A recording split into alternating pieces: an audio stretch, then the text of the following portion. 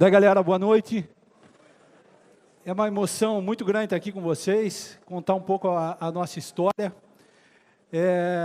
Meu nome é Alfonso Voit, minha dificuldade começa aí no meu nome complicado para Brasil.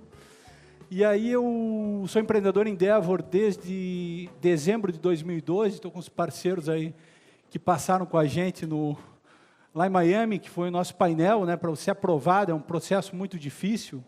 E a dificuldade para o Ebanks começou ali já, né? Porque o Ebanks eu acho que foi a menor empresa da Endeavor a ser aprovada no Brasil, menor empresa brasileira a ser aprovada na Endeavor, desde então.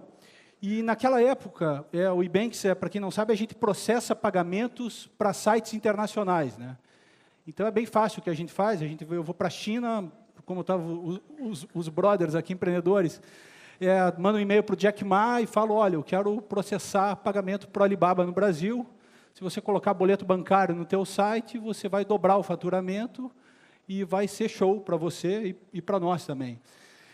Mas é bem mais difícil que isso, né? A gente trabalha com sites como AliExpress, Sony, PlayStation, Spotify, e tantos outros aí, grandes e-commerce do mundo. Alguém já fez, Airbnb também é nosso cliente, alguém já fez compra em algum desses sites aí, por favor, levante a mão.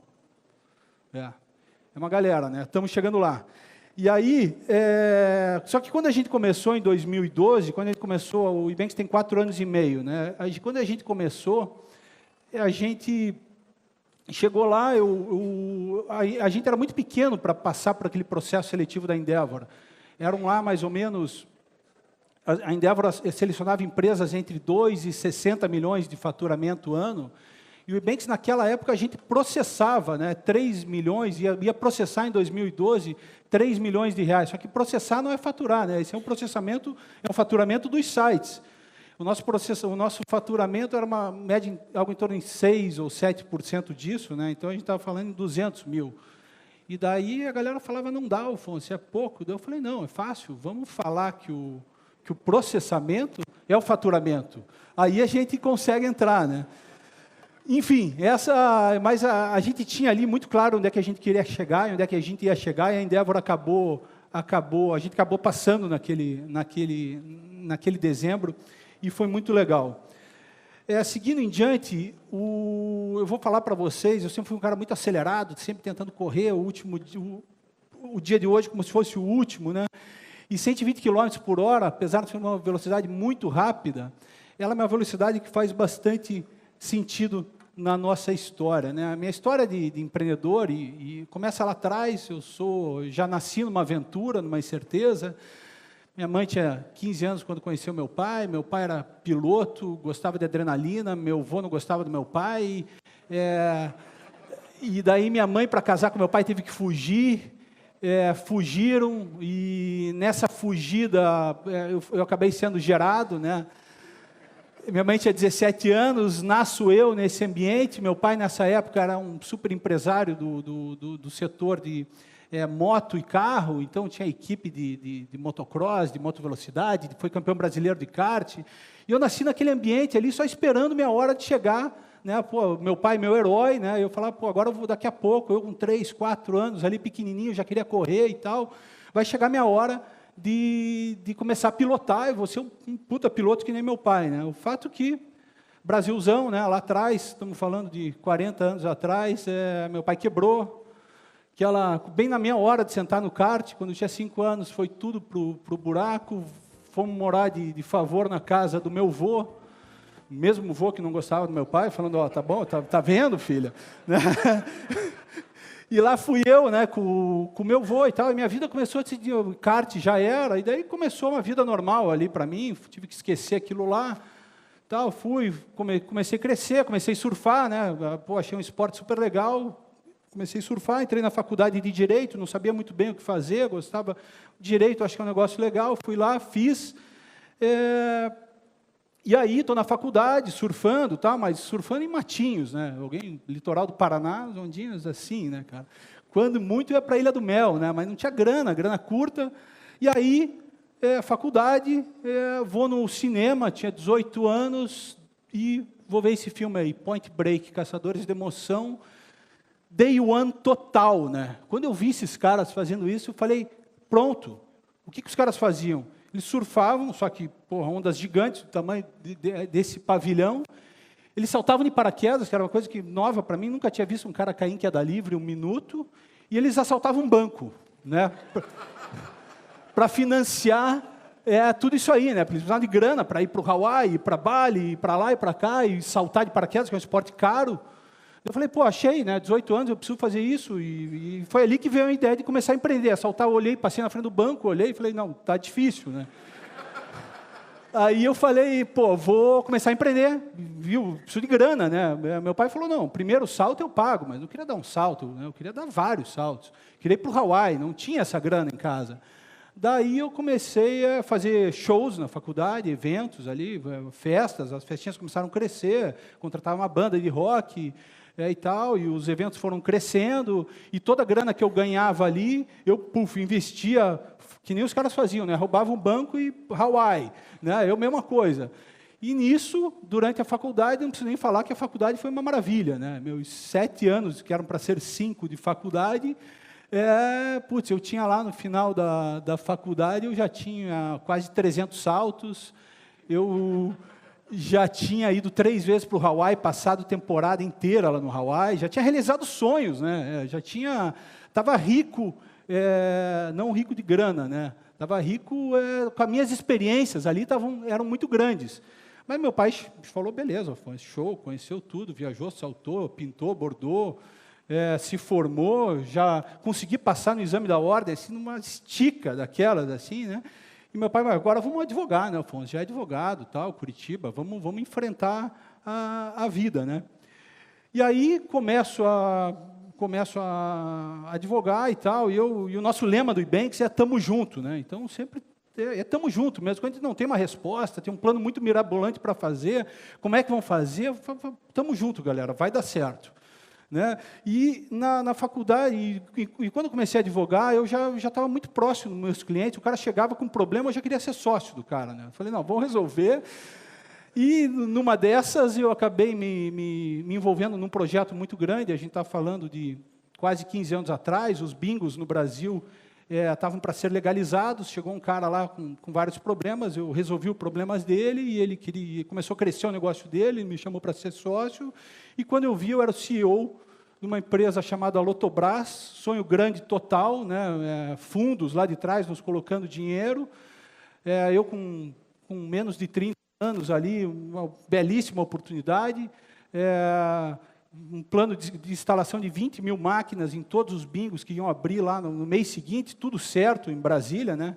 Lugar bom de trabalhar, e resolvi, né? Forrei, beleza, agora só falta começar a faturar, né? E daí não aconteceu bem isso, né? De uma hora para outra, o governo, que era para liberar, proibiu, e eu fiquei com aquele mico na mão, e aos 28, 29 anos, quebrei quebrado mesmo ali, né? Aquele investidor perguntando, e daí, Afonso, é um negócio... Pois é. Não tinha muito o que falar, ali foi muito difícil aquele momento, mas eu ainda tinha minhas válvulas de escape ali, né? Eu falei, não, para tentar ali, vou fazer um mega show agora, depois disso, né, fazer para 30 mil pessoas, Bruno e Marrone estavam estourando no Brasil naquela época, e eu tinha ainda meus contatos do show business, eu falei, vamos, em vez de fazer show para 5, 6, 8 mil pessoas, vou fazer um mega show para 30 mil pessoas, no estádio do Paraná Clube, que é o meu clube de coração, né, e vou pelo menos tentar recuperar para recomeçar a minha vida daqui, né. E aí, mais um fracasso retumbante daqueles... o break-even do show eram, acho que 12 ou 15 mil pessoas, um mês de chuva em Curitiba, foram 5 mil pessoas, um prejuízo terrível. Logo depois disso, no surf, né, a gente fala mar storm, né, o mar se não deve entrar na água, está muito grande, ruim. Meu pai e minha mãe resolvem se separar, 30 anos, meu pai, depressão profunda, mas não tinha como piorar a coisa ali, né?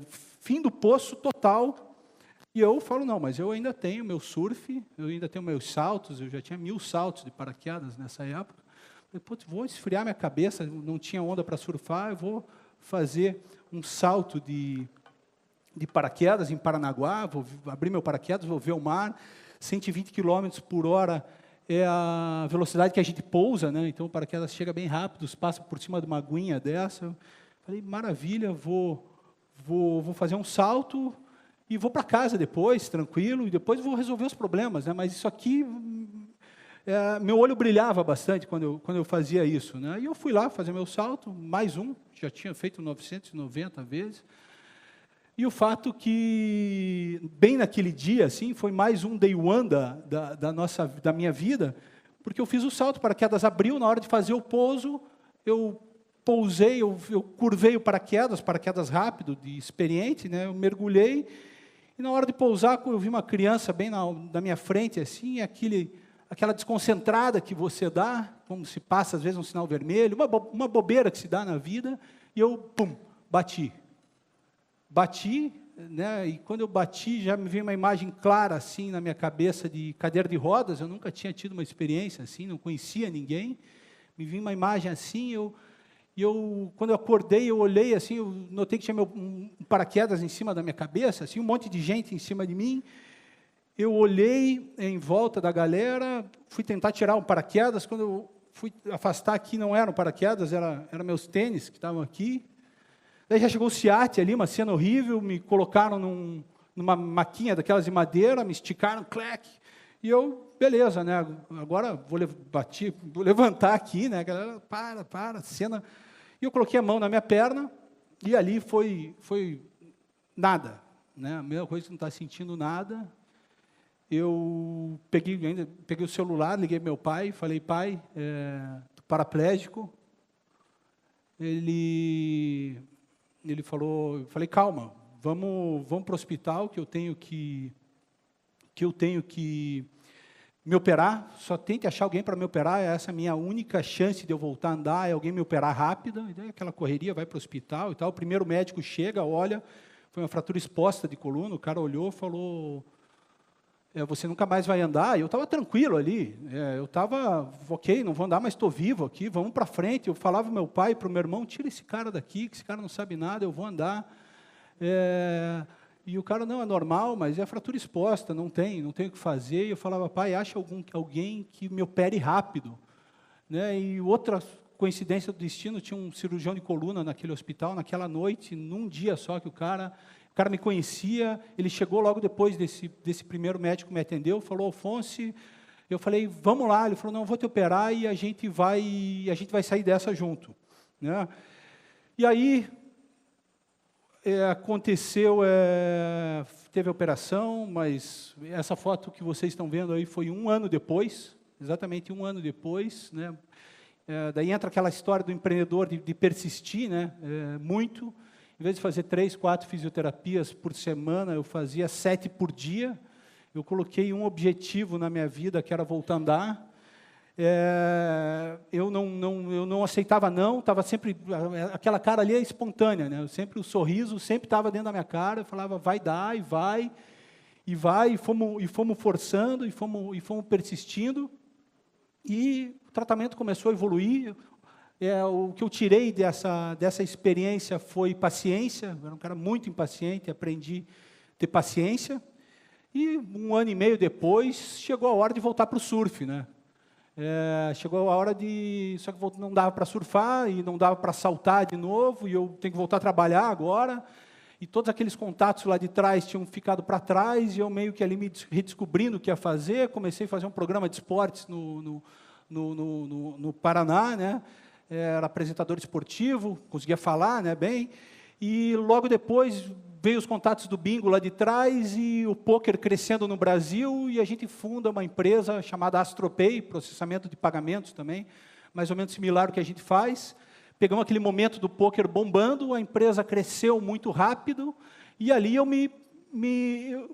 consigo a minha reentrada no mercado, né, já melhorando, né, pacientemente, a minha recuperação também acontecendo, e eu vejo um filme, aquele vídeo do Steve Jobs, né, em Stanford, que ele fala, siga teu coração, no matter what, né, siga o teu coração.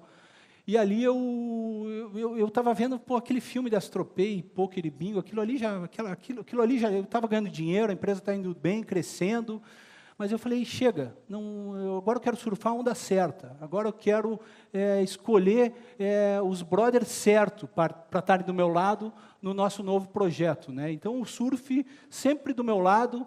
Chegou, eu falei, agora a gente vai fundar o projeto vencedor, e aí veio a ideia do Ebanks, e a primeira grande venda que eu fiz do Ebanks foi para convidar meus sócios, né, os dois já com a carreirinha deles certinha, um com uma rede de loja de fitness ali, que é o Wagner, né, o financeiro, e o João, né, de TI, lá com uma vida corporativa super sossegada, tranquila, crescendo, ia ser o CTO de uma empresa dessas grandes. Aí eu falei, cara, larguem isso. É o Ebanks agora, nós vamos processar pagamento no primeiro mês que a gente começar, a gente vai já trazer o Amazon para dentro de casa e a gente vai arrebentar. Tirei os caras dessa... Né? Os caras, não, mas não dá, Alfonso, eu estou aqui. Eu falei, cara, que é aqui o caminho, mas vamos atrás de investidor? Eu falei, não, nem sabia como é que era para ir atrás de investidor, vamos atrás do Amazon, que a gente vai fechar com esses caras e pronto. 3 meses nós estamos feitos. Né? Isso era janeiro de 2012. E aí tirei os caras das empresas, os dois já com filho grande para pagar colégio, tudo, e daí entra aquele marzão flat, né? Flat total, flat, para quem não sabe, é quando não tem onda, né? E os caras ali, daí Alfonso, e a Amazon. E eu falei, não, calma. Calma que vai entrar o swell, e ali as coisas foram começando a acontecer, mas sites pequenininhos ali processando com a gente, né? Não, nada do Amazon, nada, e eles também não tinham mais o que fazer, né? Era mergulhar e trabalhar. E aí fomos ali persistindo, conhecemos a Endeavor, daí veio aquela ideia do sonho grande na cabeça, os mentores, vai que dá, e começamos a viajar, até que, finalmente, entra o Swell na forma de uma empresa chamada Alibaba. Né? O grupo Alibaba vem para o Brasil, preciso colocar boleto no meu site, no AliExpress, para massificar, e a gente estava ali na hora certa, no lugar certo, com a prancha certa, com a experiência de anos de erros e acertos, para pegar aquele cliente ali, para pegar aquela onda ali, e não deixar, e descer e completar aquela onda.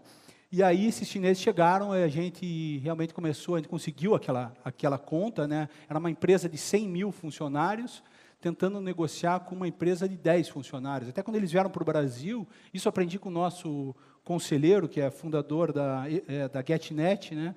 Ele falou, Alfonso, você não pode mentir. Mentir é feio, né?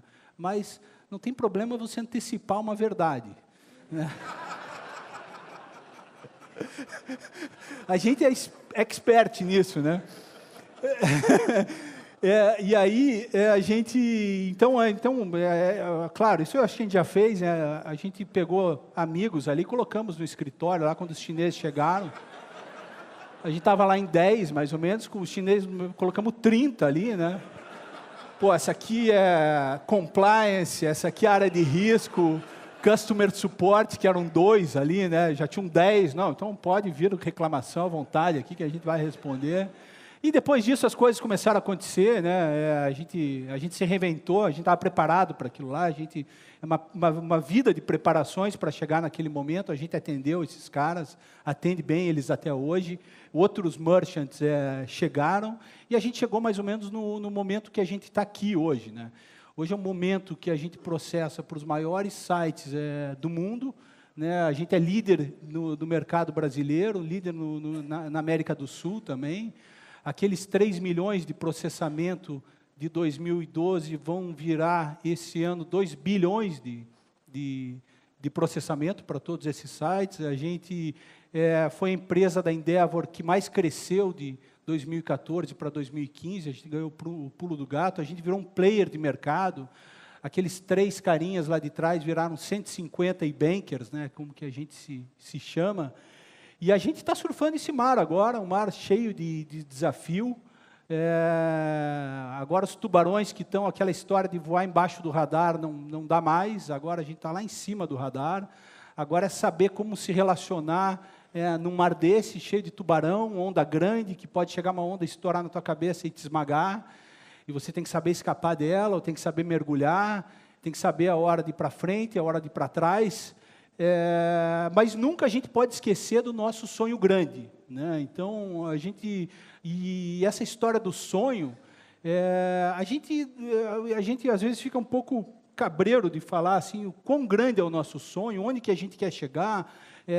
Muitos podem nos tirar para louco, mas a Endeavor fala, não, vocês não são loucos. A gente pega exemplos aí como o do Jorge Paulo, e a gente chegou à conclusão, agora que a gente está na fase final de construir o nosso sonho grande, que é grande mesmo, que é global, que é um sonho de colocar o nome do Ebanks em cima dos prédios aí, e a gente chegou à conclusão que a gente não tem que ter vergonha disso, e a gente não tem culpa que o nosso sonho é grande. Então, galera, mais ou menos isso que eu queria falar para vocês. Eu quero encerrar só com uma citação do meu autor predileto, que é o Fernando Pessoa, que está do lado ali da minha cabeceira toda noite, que ele diz no final de um poema dele uma coisa mais ou menos assim: não sou nada, nunca serei nada, não posso querer ser nada. A parte disso, tenho em mim todos os sonhos do mundo. Muito obrigado, galera.